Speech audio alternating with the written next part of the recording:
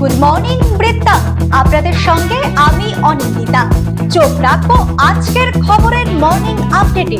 আজকের আবহাওয়া কেমন যাবে, আমাদের সঙ্গে টেলিফোনে রয়েছেন আমাদের প্রতিনিধি। জেনে নিন তার থেকে আজকের আবহাওয়ার রিপোর্ট। দেখো, উত্তরবঙ্গ কৃষি বিশ্ববিদ্যালয়ের আবহাওয়া দপ্তর থেকে যেটা বার্তা দেওয়া হয়েছে, তাতে কিন্তু আজ উত্তরবঙ্গের সর্বত্রই আকাশ মূলত আংশিক পরিষ্কার থাকবে।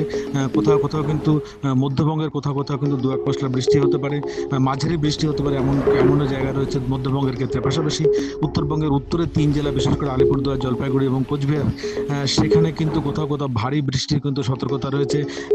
হলুদ এবং কমলা সতর্কতাও কিন্তু জারি করা হয়েছে উত্তরবঙ্গের কয়েকটি জায়গায়। বজ্রবিদ্যুৎ সহ বৃষ্টি এবং ভারী বৃষ্টির কিন্তু সম্ভাবনা রয়েছে দার্জিলিং এবং কার্শিয়াং হিমালয়ে, কোথাও কোথাও কালিম্পংয়ে কোথাও কোথাও কিন্তু ভারী বৃষ্টি হতে পারে, এমনটা পূর্বাভাস রয়েছে উত্তরবঙ্গ কৃষি বিশ্ববিদ্যালয়ের আবহাওয়া দপ্তরের পক্ষ থেকে। পাশাপাশি উত্তরবঙ্গের সমতল অঞ্চলে দিনের সর্বোচ্চ তাপমাত্রা 34 ডিগ্রি সেন্টিগ্রেড এবং সর্বনিম্ন তাপমাত্রা 24 থেকে 25 ডিগ্রি সেন্টিগ্রেড পর্যন্ত থাকতে পারে। বাতাস সর্বোচ্চ 13 কিলোমিটার বেগে প্রবাহিত হতে পারে, এমনটাই পূর্বাভাস দিয়েছে উত্তরবঙ্গ কৃষি বিশ্ববিদ্যালয়ের আবহাওয়া দপ্তর। জেনে নেব গত 24 ঘন্টার খবরের দুরন্ত আপডেট। মারধর ও ভীতি প্রদর্শন সহ একাধিক অভিযোগে গ্রেফতার রায়গঞ্জের প্রাক্তন কাউন্সিলর অসীম অধিকারী ওরফে নদকে শুক্রবার রায়গঞ্জ আদালতে পেশ করলো রায়গঞ্জ থানার পুলিশ। এদিন দুপুর আনুমানিক 12টা নাগাদ ধৃতকে আদালতের উদ্দেশ্যে নিয়ে যায় পুলিশ। পুলিশ সূত্রে জানা গিয়েছে, ধৃতের বিরুদ্ধে ভারতীয় ন্যায় সংহিতার একাধিক জামিন অযোগ্য ধারায় মামলা রুজু করেছে পুলিশ। এদিন ধৃতকে রায়গঞ্জ মুখ্য বিচার বিভাগীয় ম্যাজিস্ট্রেটের আদালতে পেশ করবে পুলিশ। পুলিশ সূত্রে জানা গিয়েছে, চলতি মাসের প্রথম দিকে ধৃতের বিরুদ্ধে রায়গঞ্জ থানায় লিখিত অভিযোগ দায়ের করে দেবীনগরের এক বাসিন্দা। সেই অভিযোগের ভিত্তিতে বৃহস্পতিবার দেবীনগর থেকে অভিযুক্তকে গ্রেফতার করে পুলিশ।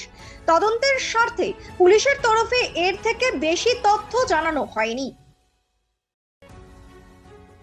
লায়ন্স ক্লাব ইন্টারন্যাশনাল এবং লায়ন্স ক্লাব অফ রায়গঞ্জ ইউনিটির পক্ষ থেকে শুক্রবার পালন করা হলো আন্তর্জাতিক যোগ দিবস। এদিন রায়গঞ্জ টাউন ক্লাব ময়দানে এক শিবিরের আয়োজন করা হয়। উপস্থিত ছিলেন স্বেচ্ছাসেবী সংগঠনের সদস্যরা। এই প্রসঙ্গে লায়ন্স ক্লাব অফ রায়গঞ্জ ইউনিটির সভাপতি সুরজিৎ মণ্ডল বলেন, বর্তমানে জটিল এবং সমস্যা সংকুল জীবনযাত্রার মাধ্যমে সমাধানের পথ দেখাতে পারে একমাত্র সঠিক যোগাভ্যাস। এটি শুধু শারীরিক নয়, বরং মানসিক সুস্থতার জন্য একান্ত জরুরি। রায়গঞ্জ পুলিশ জেলার হেমতাবাদ থানার পুলিশের উদ্যোগে সাইবার অপরাধ, অনলাইন প্রতারণা এবং নিরাপত্তা সংক্রান্ত বিভিন্ন বিষয়ে ছাত্রছাত্রীদের নিয়ে সচেতনতামূলক শিবির অনুষ্ঠিত হলো শুক্রবার। এদিন হেমতাবাদ ব্লকের সমাজপুর হাই স্কুলে পুলিশের উদ্যোগে বাল্যবিবাহ, মানব পাচার, নেশা, নারী নির্যাতন, বাল্যবিবাহ প্রতিরোধ, মোবাইল ফোনের যথেচ্ছ ব্যবহার রুখতে সচেতনতার পাঠ দেন হেমতাবাদ থানার পুলিশ। হেমতাবাদ থানার ভারপ্রাপ্ত পুলিশ আধিকারিক ভাস্কর কর সহ বিদ্যালয়ের শিক্ষক শিক্ষিকারা উপস্থিত ছিলেন এদিনের এই সচেতনতা শিবিরে। এদিনের শিবির থেকে ছাত্রছাত্রীদের মাদক আসক্তি থেকে দূরে থাকার নির্দেশ দেন উপস্থিত সকলেই। প্রতিদিনের প্রতি মুহূর্তের খবরের আপডেট পেতে চোখ রাখুন নিউজ বৃত্তান্তের ফেসবুক পেজে। সাবস্ক্রাইব করুন নিউজ বৃত্তান্ত ইউটিউব চ্যানেলকে।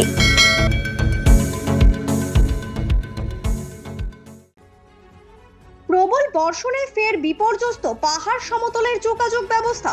শুক্রবার সকালে বালাসন নদীর জলস্তর বেড়ে যাওয়ায় দুধিয়ার অস্থায়ী হিউম পাইপ সেতু ভেসে যায়।